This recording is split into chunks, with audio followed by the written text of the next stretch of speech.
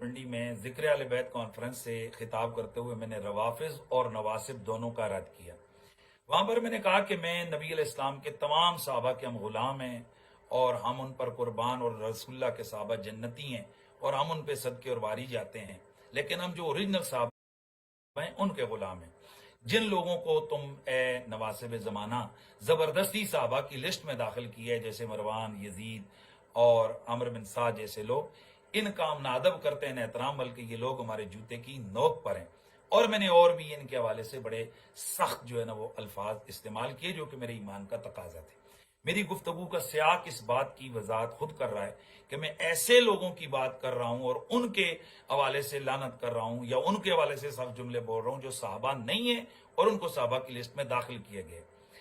لیکن وہاں جہاں میں نے عمر بن سعد کا نام لیا تو سبقت لسانی سے میری زبان سے عمر بن سعد کی جگہ عمر بن العاص کا نام نکلا، اور سیدنا عمر بن العاص رضی اللہ تعالیٰ عنہ یہ صحابی رسول ہیں اور یقیناً جلیل القدر صحابی ہیں، صاحب الروایت صحابی ہیں، یہ فاتح مصر ہیں، مجاہد صحابی ہیں، اور کل وعد اللہ الحسنہ کے تحت داخل ہو کر جنتی صحابی ہیں، اور دیگر بشارات الہیہ اور بشارات نبویہ کے تحت یہ داخل ہیں اور ان کی بہت بڑی شان ہے۔ ابھی میری طرف کسی دوست نے کلپ بھیجا تو میں نے جب اس ویڈیو کو سنا تو یقیناً اس میں جو کہنا چاہ رہا تھا وہ حضرت عمر بن العاص کا دور دور تک میرا تصور نہیں تھا۔ میں عمر بن سعد کہہ رہا تھا، لیکن عمر بن العاص میری زبان سے سبقت لسانی سے نکلا، اور میں اس سبقت لسانی پر اللہ کے حضور توبہ کرتے ہوئے، رجوع کرتے ہوئے، الفاظ واپس لیتے ہوئے میں معافی مانگتا ہوں۔ اللہ تعالیٰ میری توبہ کو قبول فرمائے، اور میں حلف اٹھا کر کہتا ہوں اللہ تعالیٰ مرتے ہوئے کلمے پر، ایمان پر موت نہ عطا کرے کہ اگر دور دور تک میرے وہم و گمان میں سیدنا عمر بن العاص کا کہیں تصور بھی ہو۔ میں عمر بن سعد کے حوالے سے بات کر رہا تھا، عمر بن العاص دور دور تک میرے وہم و گمان میں بھی نہیں تھے۔ ہم انسان ہیں، سبقت لسانی ہوئی ہے، میں اس پر اللہ سے معافی مانگتا ہوں، اپنے الفاظ واپس لیتا ہوں، اور یہ بھی بات کا اعلان کرتا ہوں کہ ہم صحابہ کے مقابلے میں بہت چھوٹے ہیں، صحابہ بہت بڑے ہیں۔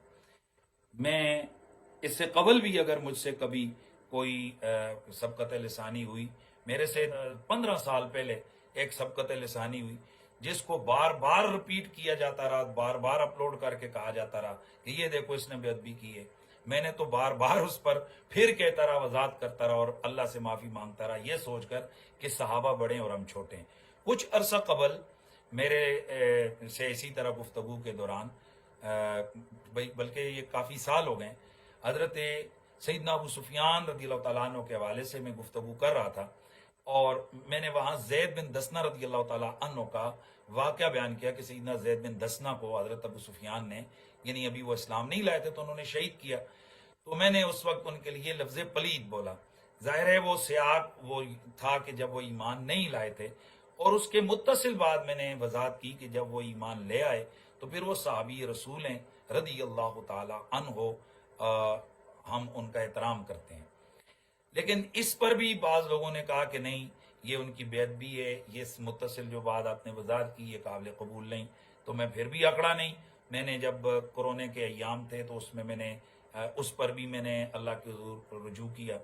بعضوں نے کہا کہ نہیں جی یہ پھر بھی نہیں ہوا ہے کیونکہ آپ نے اپنی غلطی کو مینشن نہیں کیا ہے، تو میں تو صحابہ کے آگے اکڑنے والا ہوں نہیں ہوں، تو میں لگے ہاتھوں یہ بھی کہتا ہوں کہ وہ جو سبقت لسانی ہوئی ہے اس پر بھی میں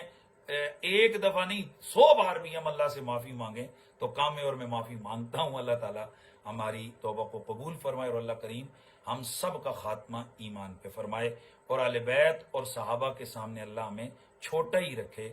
اللہ تعالیٰ کبھی وہ دن نہ لائے کہ جب ہم مقدسات اسلامیہ کے حوالے سے کبھی کسی قسم کے دھوکے کا شکار ہوں۔